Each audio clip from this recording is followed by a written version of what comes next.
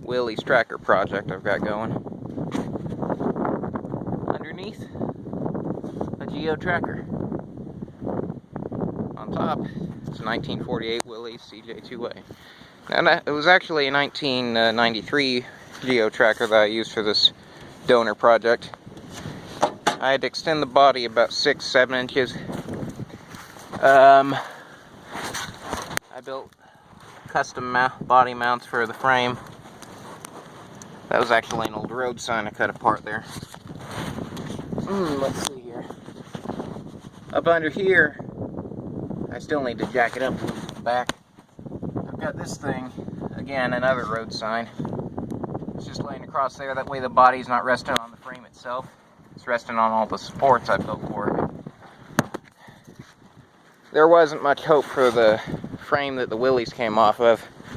The engine wasn't even original, its transmission's junk.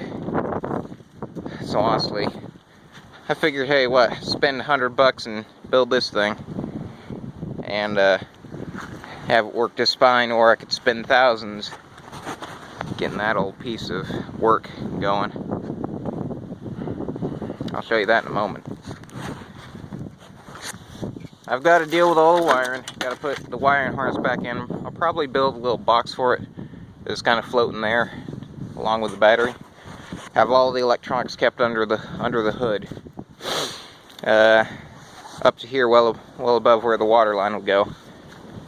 I want to be able to take it up to the fenders in water, but not unless I absolutely have to. I figure if I ever have to, for whatever reason, at least the computer will be mounted high enough, and hopefully I want to get a Geo Metro engine, one of the 3 cylinders, mount it in here, get 40-50 miles a gallon on this thing. Also, the old 88 through 91 models of the Geo Metro, you can convert the engine over so they are operated entirely on the mechanical forces, like swapping out the carburetor, fixing up the distributor to a point system, or basic electronic system. Yeah, so that should work good. Probably tear out this plastic thing eventually, I don't know. But yeah, I just want this to be a bare bones car that works and drives. I just got the steering done. Now this is a piece of work in itself. I have 2 Geo Trackers. What I did is this was the original steering shaft. It came up right here and bolted on to where the steering column goes. And then the column shot up this way. Originally your feet would be all the way up to here. And your steering wheel would be hanging right about there in the tracker. But, oh no, I had to extend the body back. So, I took this old steering shaft out of another Geo Tracker I've got. Just bolted them together right in the middle. Makes a good little pivot joint, so you got just a fair amount of play. It doesn't rub on anything. I mean, when the fender's properly mounted, of course, it'll be up there eventually, but yeah, it's got a good amount of, it's got not too much play, but not too little, so it's going to break something. Snap if you're not careful. This little U-joint here, that originally bolted on one of these, your steering box. And so I just widened it out a bit and stuck it on the steering shaft, drilled a new hole mount for it to squeeze it together. Works fine. Works like a charm, doesn't rub, doesn't scratch. And I didn't even have to do any welding on this thing so far, so I'm happy. Really happy. It's been a simple project so far. Hopefully, it'll stay just as simple. I dropped the gas tank out of here because I'm going to be going over some rocks. I don't want to lose all my gas and catch on fire and blow up and die. So I've got a 10-gallon old air tank I'm going to stick right up in here. It's going to be gravity fed. I mean, unless I'm on a 45-degree angle, I shouldn't die, but yeah, have a gravity fed system, maybe a pump just to help kick the injectors along. Like I said, I'll probably put a 3-cylinder engine in here. It'll be mechanical driven with a carburetor, so if I get that carburetor on, I won't even need the fuel pump. It'll just be a gravity fed, mount the top right about here where the hood goes, and I can just pop open the hood, unscrew the cap, fill up, pop back on and take off. It's looking hopeful. It's very hopeful. My plastic bottle for a catch can, not so hopeful. I'll take care of that too. But like I say, it's a work in progress. Now let me show you this old frame here. This thing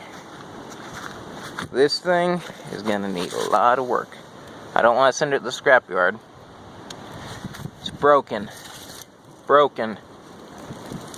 Needs a new battery mount. Needs sandblasted. Broken. Bad welds. Pitted. Broken. Bent. I've got to, well, of course these things bend. I'm probably going to end up selling this thing for cheap. I don't know what it's worth. I don't think the frame's really worth anything, except to somebody who wants it. If it was any other car, it'd be junk to everybody. But because it's a Willys Jeep 48, I'm sure somebody wants it for their build. Now the transfer case is alright, shifts. This thing though, the transmission, is locked up tight. I can't get it loose. I don't want to. I'm afraid I'll break it. The small block, locked up. It's not doing too good. But boy, this thing's a piece of work. Oh, nice little aluminum fuel line here. Oh wait, that's not even the fuel line. I don't know what it is. Got a tiny little air filter for this huge V8. Fun. But yeah, it's a 2-jet carburetor. I look forward to getting that going. I probably work on this motor here, but honestly, I don't need it. I don't really want it, but I've got it. I always wondered what it was like to work on a V8, so you never know, I might tinker with it. Might keep it just to rip this stuff off here and use it from another engine. I'm sure that distributor's worth something at least. Who knows? Yeah, tear off what it's worth and sell. The rest, junk it or give it away. So somebody will use it. The axles are fine, need rebuilding. Steering box also needs total rebuild. Look how much play I've got in the steering wheel. This thing is a death trap. Also, another thing. See these ball joints here? Those are a nightmare. The whole thing would be a nightmare if I ever tried to drive it. I'd spend thousands just to get it fixed up, so that's why I wanted me a Willys Jeep. So I got me one. Easy maintenance, cheap parts, and the classic look we all love.